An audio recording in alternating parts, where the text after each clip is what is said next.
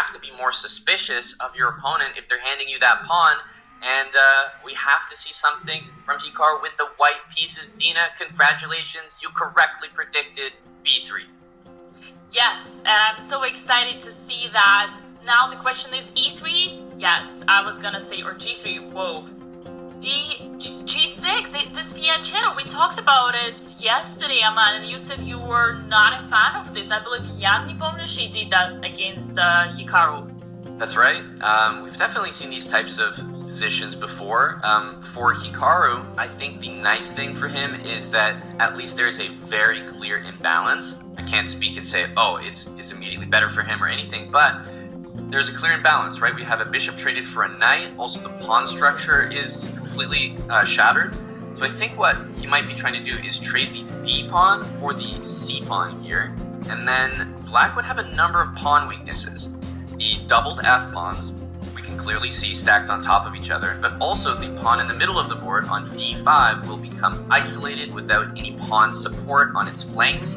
And so maybe even though he's going to be, lacking some central control and certainly lacking the bishop, which is a very strong piece in this soon-to-be open position, I definitely think he could try to play positionally against that d pawn, and that might be his plan here. Very interesting, and it looks like Hikaru knows everything inside and out, because he literally spent only 15 seconds and he took that knight with his bishop almost pre-moving. Now we see our favorite pawn structure, the isolated pawn on d5, and well, the c pawn could be a potential weakness as well for white, but probably just putting it on c3 and chilling and seeing what are you going to do with your bishop. Yeah, that's absolutely right. Pawn to c3 will completely fix the d pawn. Great tip when any of us are playing against an isolated pawn like the d pawn. A lot of players, I think, make a mistake and they think, oh, it's isolated, it's got no support, let me attack it and win it. But usually what you need to do first is pin it down so it can't move. So, as you said, moves like c3, rook d1 are much more important, and once you hold it down, then you can start piling up the pressure. Now, there's definitely no big advantage to speak of here, but I have to say structurally, this is definitely a position that Hikaru can play. So we'll see how it develops here. Magnus cannot be unhappy with this opening. There's a positional deficit, but look how strong that black bishop is. There's pressure on c3 just as there is pressure on d5. I will add that I'm surprised by how fast Hikaru removed this knight, almost saying I don't want to trade because I want to play against your bishop and against your d5 pawn, and if you trade then I wouldn't just have enough chances to play for a win. Yeah, I'm not 100% sure if he's bothered by the trade, but you're right, it could be that he wants to maintain some pieces. Also, I think he's just kind of clearing the way. Like, he wants the knight to watch over the c3 pawn while he puts pressure on the d5 pawn, and he needs the knight out of the way in order to attack it. Yeah, and the only active plan here for black would be to push f4, potentially playing g5 and then f4, or somewhere sacrificing the f4 in order to make this pawn strong. But unlike any other typical isolated pawn structures, there is a c3 pawn, right? So even if the d pawn would be deviated, it would still, like d5 pawn would not become a passed pawn. It would still be an isolated.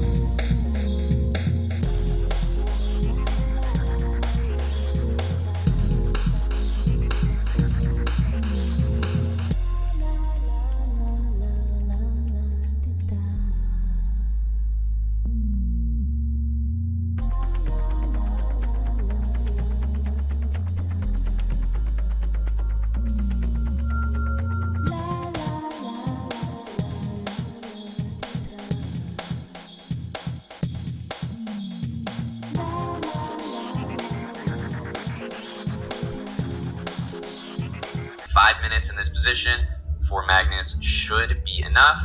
Yeah, that's right. A nice threat there with b5. And queen d5, white does not want to trade, but white should always watch out for b5. Similar to black, who should always watch out to the queen activation here. For now, king is covering all the squares. It looks like. Yeah, I would say that at this point, I know we keep talking about that moment missed, but to me, that was the biggest chance of the entire endgame. So really unfortunate that Hikaru, at the very least, didn't spend more time there, because you knew that he knew something was up there, right? He paused, started thinking. He was definitely looking at that exact thing. He must have misevaluated something. But okay, back to the live position here. He's obviously trying to squeeze something out of this. Notice how black's bishop is always on that square, just 2 squares in between the bishop and the knight. So any square the knight's trying to move to in a forward motion, I mean, it's just not possible. When the knight was sitting on d3, the bishop was on e6. So Magnus doing a good job so far containing the pieces. And if you take this knight and just place it anywhere on the board, unfortunately you cannot even find the right square for the knight where it would be powerful, other than on f6, of course. Just because, like, let's say even if you put it on d4, the bishop would always attack, and then the knight would have nowhere to go because of the pawns. How beautifully pawns are restraining the knight together with the bishop, making it perfect harmony.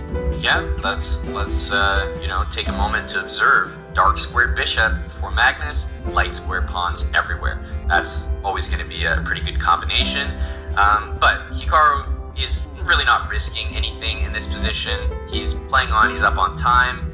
Magnus is doing enough in terms of defense right now, but if Hikaru can kind of shuffle a little bit, maybe make a pawn move eventually, and keep that distance on time, then you're talking about an advantage.